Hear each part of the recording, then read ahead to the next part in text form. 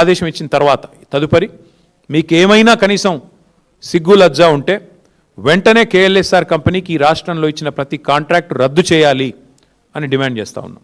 అట్లాగే ప్రస్తుతం ఏదైతే వర్క్స్ జరుగుతున్నాయో తక్షణమే వాటిని నిలిపేయాలని చెప్పి కూడా డిమాండ్ చేస్తూ ఉన్నాం. దాంతోపాటు సుప్రీంకోర్టు విచారణ పూర్తయ్యేదాకా, సుప్రీంకోర్టు ద్వారా ఆదేశించబడ్డ విచారణ పూర్తయ్యేదాకా ఈ కంపెనీకి ఎట్టి పరిస్థితుల్లో ఈ రాష్ట్రంలో మరొక వర్క్ కూడా ఇవ్వకుండా బ్లాక్ లిస్ట్లో పెట్టాలని చెప్పి కూడా డిమాండ్ చేస్తూ ఉన్నాం.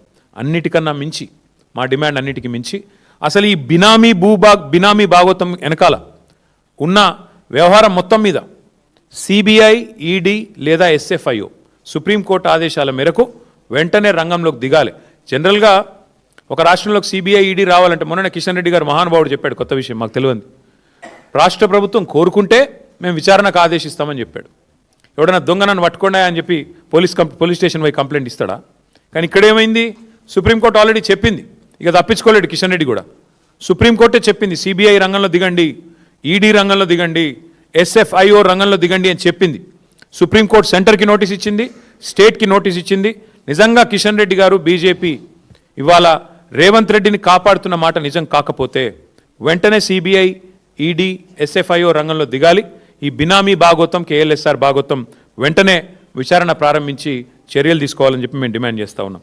తీవ్రమైన అవకతవకలు, ఆర్థిక కుంభకోణం, క్రిమినల్ కుట్ర, అధికార దుర్వినియోగం, వీటన్నిటి మీద, మనీ లాండరింగ్ మీద, ముఖ్యమంత్రి గారి పాత్ర మీద కూడా సిబిఐ, ఈడీ వెంటనే విచారణ చేయాలని చెప్పి కూడా మేము డిమాండ్ చేస్తూ ఉన్నాం. దీని మీద వేగంగా స్పందించాల్సిన బాధ్యత ఖచ్చితంగా కేంద్ర ప్రభుత్వం మీద ఉంది. ఇప్పటికే మీకు నోటీస్ ఇచ్చి మరి సుప్రీంకోర్టు 10 రోజులు అయింది. మేము 10 రోజుల తర్వాతే మాట్లాడుతున్నాం. మీరు స్పందిస్తారేమో అనుకున్నాం, స్పందించలేదు. అందుకే స్పందించాల్సిన బాధ్యత మీ మీద ఉంది కాబట్టే మీకు గుర్తు చేయడానికే మరి ఇవాళ ఈ ప్రెస్ మీటు. మరి మధ్యలో ముఖ్యమంత్రి గారు దావోస్లో మాయమయ్యారని కూడా వార్తలు విన్నాం. మాయమై సడన్గా 4-5 రోజుల తర్వాత ఎక్కడో తేలారు. ఆ 4-5 రోజులు ఎక్కడ పోయారో ఎవరికీ తెలియదన్నారు. మరి ఇట్లాంటి రహస్య కార్యకలాపాలు చక్కబెట్టడానికా, మరి తమ బినామీ సంస్థలతో మరి భాగోతాలు చేయడానికా, దేనికి పోయారో వారు చెప్పాలా? ఈ డబ్బులు గతంలో మీరు గుర్తుండాలి, మీకు ఉత్తమ్ కుమార్ రెడ్డి పీసీసీ ప్రెసిడెంట్గా ఉన్నప్పుడు, రేవంత్ రెడ్డి పీసీసీ ప్రెసిడెంట్గా ఉన్నప్పుడు ఇలాంటి చాలా ఆరోపణలు చేశారు. ఆధారాలు లేకుండా నోటికి ఎంత వస్తే అంత మాట్లాడినారు. కానీ ఇవాళ మేము ఆధారాలతో సహా మాట్లాడుతున్నాం.